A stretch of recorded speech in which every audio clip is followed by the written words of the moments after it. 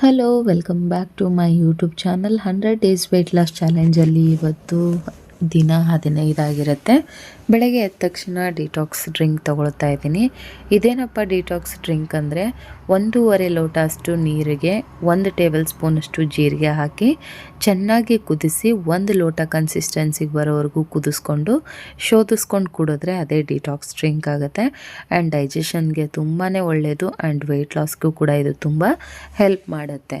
ಮನೆಯಲ್ಲಿ ಸಾಮಾನ್ಯವಾಗಿ ಎಲ್ಲರ ಮನೆಯಲ್ಲೂ ಸಿಗುವಂಥ ಒಂದು ಸಿಂಪಲ್ ಇಂಗ್ರೀಡಿಯೆಂಟ್ಸ್ ಅಂದರೆ ಅದು ಜೀರಿಗೆಯಲ್ಲಿ ಸಾಕಷ್ಟು ಬೆನಿಫಿಟ್ಸ್ ಇದೆ. ವೆಯ್ಟ್ ಲಾಸ್ಗೆ ಅದು ತುಂಬ ಹೆಲ್ಪ್ ಮಾಡುತ್ತೆ. ಹಾಗಾಗಿ ಈ ಡಿಟಾಕ್ಸ್ ಡ್ರಿಂಕನ್ನು ನಾನು ಬೆಳಗ್ಗೆ ಮಾರ್ನಿಂಗ್ 6 o'clock ಖಾಲಿ ಹೊಟ್ಟೆಲಿ ತಗೊಳ್ತಾ ಇದ್ದೀನಿ.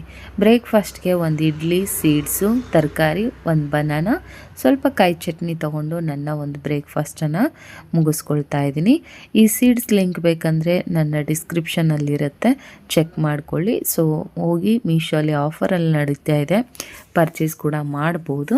ತುಂಬಾ ಒಳ್ಳೆಯದು. ನ್ಯೂಟ್ರಿಷನ್ಸ್ ಬೇಕಂದರೆ ನೀವು ಸೀಡ್ಸನ್ನು ಡೈಲಿ 1 ಟೇಬಲ್ ಸ್ಪೂನಷ್ಟು ನಿಮ್ಮ ಡಯಟಲ್ಲಿ ಇನ್ಕ್ಲೂಡ್ ಮಾಡಿಕೊಳ್ಳೇಬೇಕು. ಯಾಕಂದರೆ ಅದರಲ್ಲಿ ಒಮೆಗಾ 3 ಇರುತ್ತೆ. ಹಾಗಾಗಿ ನಿಮ್ಮ ವೆಯ್ಟ್ ಲಾಸ್ಗೂ ಹೆಲ್ಪ್ ಆಗುತ್ತೆ ಆ್ಯಂಡ್ ನೀವು ಹೆಲ್ದಿಯಾಗಿರಲಿಕ್ಕೂ ಕೂಡ ಅದು ಸಾಕಷ್ಟು ಸಹಾಯ ಮಾಡುತ್ತೆ. ಈ ರೀತಿ ಬ್ರೇಕ್ಫಾಸ್ಟನ್ನು ತಗೊಳ್ತಾ ಇದ್ದೀನಿ. ಇನ್ನೂ ಸಾಕಷ್ಟು ಜನಕ್ಕೆ ಏನು ಬ್ರೇಕ್ಫಾಸ್ಟ್ ತಿನ್ನಬೇಕು ಅನ್ನೋ ಡೌಟ್ಸನ್ನು ಪರ್ಸ್ನಲ್ ಆಗಿ ನನಗೆ ಕೇಳ್ತಾನೆ ಇರ್ತೀರಾ, ಮೆಸೇಜ್ ಮಾಡ್ತಾ ಇರ್ತೀರಾ. ನಿಮ್ಮ ಮನೇಲಿ ಏನಿರುತ್ತೋ ಅದೇ ಬ್ರೇಕ್ಫಾಸ್ಟನ್ನೇ ತಗೊಳ್ಳಿ. ಅದರ ಜೊತೆಗೆ ನಿಮ್ಮ ಒಂದು ಬ್ರೇಕ್ಫಾಸ್ಟ್ ಪ್ಲೇಟ್ ಈ ರೀತಿ ಇರಬೇಕು. ತರಕಾರಿಯಿಂದ ಕೂಡಿರಬೇಕು, ನ್ಯೂಟ್ರಿಷನ್ಸ್ ಇರಬೇಕು, ಪ್ರೋಟೀನ್ ಸೋರ್ಸ್ ಇರಬೇಕು. ಅದೆಲ್ಲನೂ ತಲೆಯಲ್ಲಿ ಇಟ್ಕೊಂಡು ನಿಮ್ಮ ಬ್ರೇಕ್ಫಾಸ್ಟ್ ಪ್ಲೇಟನ್ನು ನೀವು ರೆಡಿ ಮಾಡಿಕೊಳ್ಬೇಕು.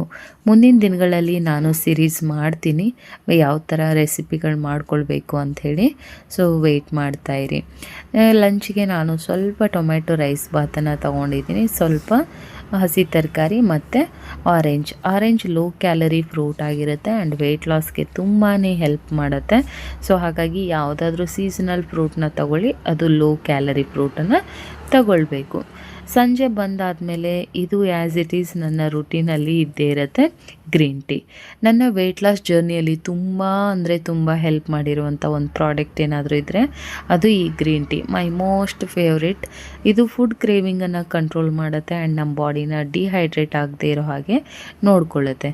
ಇದನ್ನು ಸಾಕಷ್ಟು ಜನ ಪರ್ಚೇಸ್ ಮಾಡಿದ್ದಾರೆ ಆ್ಯಂಡ್ ವಿಡಿಯೋ ಸ್ಕ್ರೀನ್ ಮೇಲೆ ಪ್ರಾಡಕ್ಟ್ ಅಂತ ನಿಮಗೆ ಒಂದು ಲೋಗೋ ಕಾಣಿಸ್ತಾ ಇರುತ್ತೆ. ಅದರ ಮೇಲೆ ಕ್ಲಿಕ್ ಮಾಡಿದರೂ ಕೂಡ ನಿಮಗೆ ಗ್ರೀನ್ ಟೀ ಲಿಂಕ್ ಸಿಗುತ್ತೆ, ಅಲ್ಲಿಂದ ನೀವು ಪರ್ಚೇಸ್ ಕೂಡ ಮಾಡ್ಬೋದು. ಇಲ್ಲ ಡಿಸ್ಕ್ರಿಪ್ಷನ್ ಚೆಕ್ ಮಾಡಿ, ಹಾಗೂ ಸಿಗಲಿಲ್ಲ ಅಂದರೆ ಗ್ರೀನ್ ಟೀ ಲಿಂಕ್ ಅಂತ ನನಗೆ ಕಮೆಂಟ್ ಮಾಡಿದರೆ ನಿಮಗೆ ಕಮೆಂಟಿಗೆ ನಾನು ಲಿಂಕನ್ನು ಕಳಿಸ್ಕೊಡ್ತೀನಿ.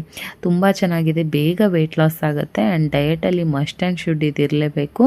ಸೊ ಇದು ಯಾವುದೇ ರೀತಿ ಪ್ರಮೋಷನ್ ಅಲ್ಲ, ನಾನು ಯೂಸ್ ಮಾಡಿ ನನಗೆ ಒಳ್ಳೆ ರಿಸಲ್ಟ್ ಬಂದಿರೋದ್ರಿಂದ ನಾನು ನಿಮಗೆ ಸಜೆಸ್ಟ್ ಮಾಡ್ತಾ ಇರೋವಂಥದ್ದು. ಆಲ್ರೆಡಿ ನೀವು ಬಿಫೋರ್ 14 ಡೇಸಲ್ಲಿ ಆಗಿರುವಂಥ ಚೇಂಜಸನ್ನು ನೋಡಿದ್ದೀರಾ, ಎಷ್ಟು ವೆಯ್ಟ್ ಲಾಸ್ ಆಗಿದೆ ಅಂತ. ಅದಕ್ಕೆಲ್ಲ ಹೆಲ್ಪ್ ಮಾಡಿರೋದೆ ಮೇನ್ಲಿ ನನಗೆ ಈ ಟೀ. ಇದು ನನ್ನ ಒಂದು ಫುಡ್ ಕಂಟ್ರೋಲನ್ನು, ಕ್ರೇವಿಂಗನ್ನು ಕಂಟ್ರೋಲ್ ಮಾಡ್ತಾ ಇದೆ. ಸೊ ಹಾಗಾಗಿ ದಿ ಬೆಸ್ಟ್ ಅಂತ ಹೇಳ್ತೀನಿ. ಬೇಗ ಯಾರಿಗಾದರೂ ಬೇಕಿದ್ರೆ ಆರ್ಡರ್ ಮಾಡ್ಕೊಳ್ಳಿ. ಸಂಜೆ ಆ್ಯಸ್ ಇಟ್ ಈಸ್ ನನ್ನ exercise time and 1 hour shuttle ಕೂಡ ನಾನು ಆಡಿದೆ ಇವತ್ತು. ಸೊ ಆದಾಗ ಫಿಸಿಕಲ್ ಆ್ಯಕ್ಟಿವಿಟೀಸ್ಗಳನ್ನ ಜಾಸ್ತಿ ಮಾಡೋದ್ರಿಂದ ಬೇಗ ವೆಯ್ಟ್ ಲಾಸ್ ಆಗುತ್ತೆ. ಒಂದು ಅರ್ಧ ಅವರ್ ಎಕ್ಸಸೈಸ್ ಮಾಡಿಕೊಂಡೆ, 1 hour ಶಟಲ್ ಕಾಕ್ ಕೂಡ ಆಡಿದೆ. ಅದರಿಂದ ನನಗೆ ವೆಯ್ಟ್ ಲಾಸ್ಗೆ ಅದು ತುಂಬ ಹೆಲ್ಪ್ ಆಗುತ್ತೆ.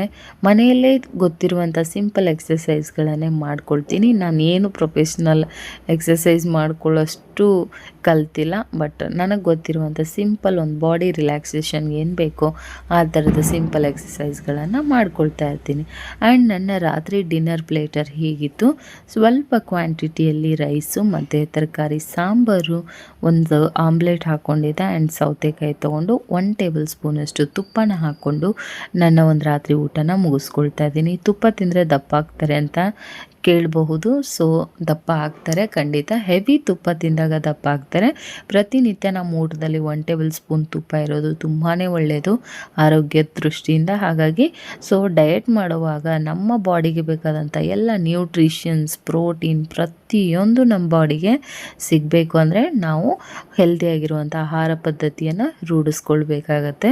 ಸೊ ಹೆಲ್ದಿಯಾಗಿರೋವಂಥದ್ದನ್ನ ತಿನ್ನಬೇಕು.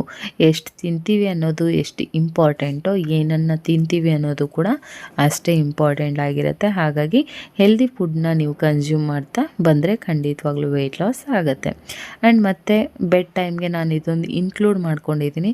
ಸೊ ನಾವೇನಾದರೂ ತಿಂದಿರುವಂಥ ಫುಡ್ ಏನಾದರೂ ಹೆವಿ ಅಂತ ಅನ್ಸೋಕ್ಕೆ ಶುರು ಆದರೆ 1 ಲೋಟ ಬಿಸಿನೀರಾದರೂ ಕುಡೀರಿ. ಇಲ್ಲಾಂದರೆ ಅಟ್ಲೀಸ್ಟ್ ಈ ಜೀರಾ ವಾಟರ್ ಮಾಡ್ಕೊಂಡ್ಬಿಟ್ಟು ಚೆನ್ನಾಗಿ ಕುದಿಸ್ಬಿಟ್ಟು 1 ಲೋಟ ನೀರಿಗೆ ಒಂದು ಅರ್ಧ ಟೇಬಲ್ ಸ್ಪೂನ್ ಅಥವಾ 1 ಟೇಬಲ್ ಸ್ಪೂನ್ ಜೀರಿಗೆ ಹಾಕಿ ಚೆನ್ನಾಗಿ ಕುದಿಸಿ ಸ್ವಲ್ಪ ಕುದ್ದಾದ್ಮೇಲೆ ಈ ರೀತಿ ಕಲರ್ ಬಿಟ್ಕೊಳ್ಳುತ್ತೆ. ಆವಾಗ ವಿತ್ ಜೀರಿಗೆ ಸಮೇತ ನೀವು ಕುಡಿಬೋದು, ಇಲ್ಲ ಶೋಧಿಸ್ಬೇಕಾದ್ರೂ ಕುಡಿಬೋದು.